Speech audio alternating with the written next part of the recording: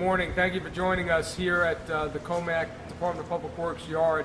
I'm joined by a number of our colleagues in emergency management here, our Chief of Department, Suffolk County Police Department, Stu Cameron, our Commissioner of Fire Rescue Emergency Services, Joe Williams, our Deputy Commissioner, John Jordan, and our Deputy Commissioner of Public Works, Tom Bowen. We want to thank Gil Anderson, our Commissioner of the Department of Public Works. So we made it through the snow.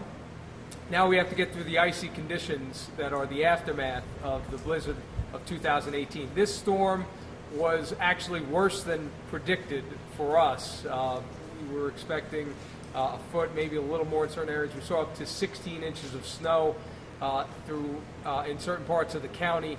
This was, as we have discussed, a very difficult, challenging storm because of all the conditions. High rate of snowfall, very rapid rate, high winds. Made it very difficult. I want to thank all those who heeded our call to stay off the roads. Though early yesterday, there were far too many people on the roads. The result was we had hundreds of motorists who ended up stranded. We had well over 100 calls, ultimately, of motorists who were stranded. As you know, yesterday I declared a state of emergency remains in effect. Governor Cuomo also declared a state of emergency. Now, the major roads look good today. The additional resources that were brought down by the state of New York and Governor Cuomo really had a positive impact, and it shows the importance of preparation when you're dealing with a storm like this. However, the plow operators are still out there. I want to thank them for the great job that they did, particularly in the overnight hours here. We remain in full operational mode. We have more than 100 vehicles still out on the road today doing their work. When you combine that with our villages and towns, they are out in full force as well. We have nearly 1,000 pieces of equipment still out there. And the major roads, as I said, are in great shape. But it is still imperative that residents remain cautious due to the icy conditions and that they avoid unnecessary travel. Because, as I said, those plow operators are still out there working. They're doing their job. And the more cars on the road, it becomes difficult to get that job done. Particularly, we're talking about those secondary and tertiary roads. Now, this morning, our biggest challenge is in dealing with the extreme cold temperatures that are happening today and that we expect throughout the weekend. The National Weather Service has issued a wind chill advisory that will remain in effect at least until tomorrow morning. And what that means for us, these severe weather conditions, we're looking at temperatures in the single digits and wind chills from 0 to negative 20 degrees ranging. Those are incredible numbers. And the worst thing that you can have following a storm like this is extremely low temperatures.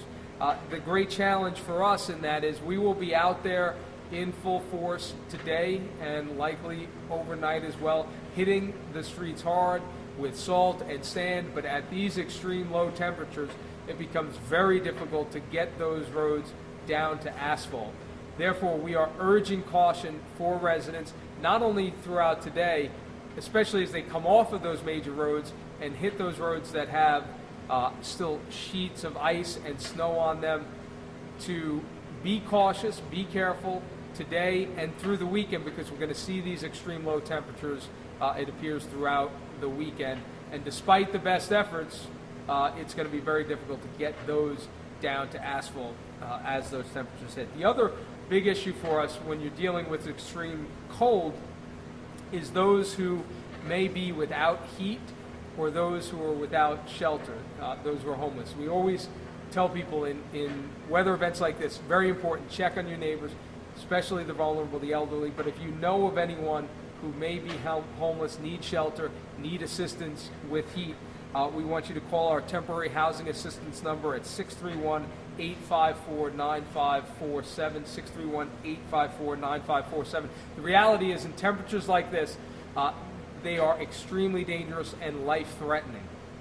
Once again, in an extreme weather event, we saw the dedication of our first responders. Yesterday there was a fire at Oak Island. We were having these meetings in real time here discussing what to do. This is an island that is inaccessible. There is no road to it. There is no ferry to it. The only way to get there is by private boat. And in the middle of the blizzard, to have a fire raging on that island, extraordinarily difficult. And how do you get first responders over there? Well, the Babylon Fire Department and the chief, Scott Glenn, and the Lakeland Fire Department came together, figured out, combined with our Marine Bureau officer, were able to get to the site, assess it, and determine that the winds were in a direction that only 2 structures were going to be destroyed or damaged. And just another reminder of the great job that our first responders do. We also had 3 of our Suffolk County police officers complete a rescue at a fire in Shirley yesterday, getting 2 people out who had to be treated at Brookhaven Memorial Hospital, who are doing fine. Again, a reminder of the heroism of our officers. We did have 2 storm-related fatalities yesterday that were reported. Both incidents were males in their mid-50s who suffered cardiac injuries while shoveling or performing snow removal. Today, Suffolk County transit buses are back online.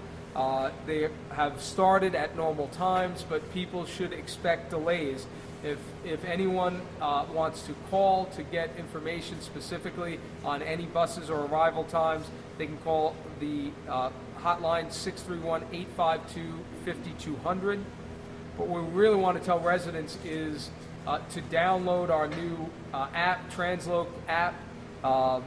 It's called Transloc Rider app. It gives you real-time information on where those buses are on their route, and particularly on a day like this where there are delays and it is extremely cold out. Having that Transloc Rider app and knowing when your bus is coming will allow you to stay out of those elements as long as possible before getting to your bus. PSE&G Long Island reports as of the last hour, 230 customers out. And I want to say about PSE&G Long Island, they've spent a lot of time over the last couple of years doing storm mitigation efforts. And I think in this storm, you saw an example of the benefits of doing that preparatory work and advanced work that oftentimes gets cut out of budgets, but it paid dividends here. Far fewer people out that you would expect in conditions like this. So I want to thank them for the job that they've done. Suffolk County Police Department, again, Chief Cameron is here. Call volumes are normal at this point. They're handling 3 active crashes right now. The Long Island Railroad, as you know, is experiencing minimal delays, and MacArthur Airport is scheduled to open today, this morning. Department of Aging has resumed normal business as usual. Services are being provided to our most vulnerable residents there. And with that, we'll take any questions.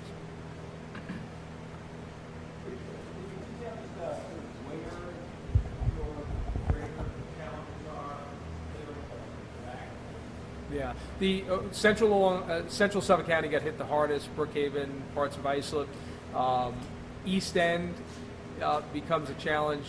Although the snowfall accumulation wasn't necessarily as high there, still over a foot, because you have all that open space out on the East End and the Hamptons and the North Fork, and the high winds we had blowing that snow right back on there. So they have sheets of ice out there. Those are the areas we're really attacking, salt and sand. The sun helps, but again, there's only so much you can do when you have single-digit temperatures and wind chills below 0. Because the salt just won't work in those kind of conditions. So we're going to be out there, but residents need to be very cautious on those secondary roads today and throughout the weekend. Do you know any more on the way here? I saw some towing going on it's on the northern state, which I know. Yeah. Is that an issue too, like abandoned cars?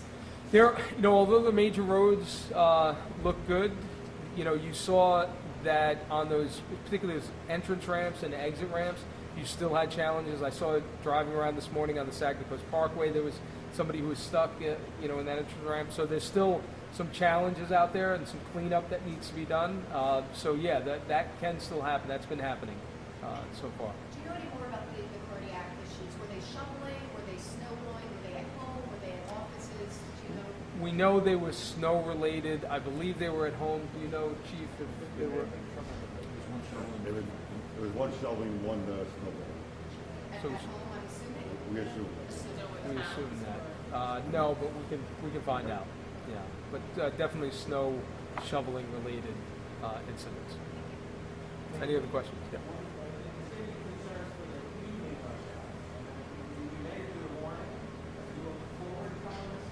I think, for the evening rush hour, again, those major roads look good. Concern and what we want to caution people as they get off those major roads where they may be able to travel at a higher rate of speed, they're coming onto roads that will have sheets of ice and snow still on them because of these low temperatures. They're going to have to make that transition, urge real caution, particularly coming off the major roads as you transition to the secondary and tertiary roads. Questions? Great. Thank you very much. Thank you.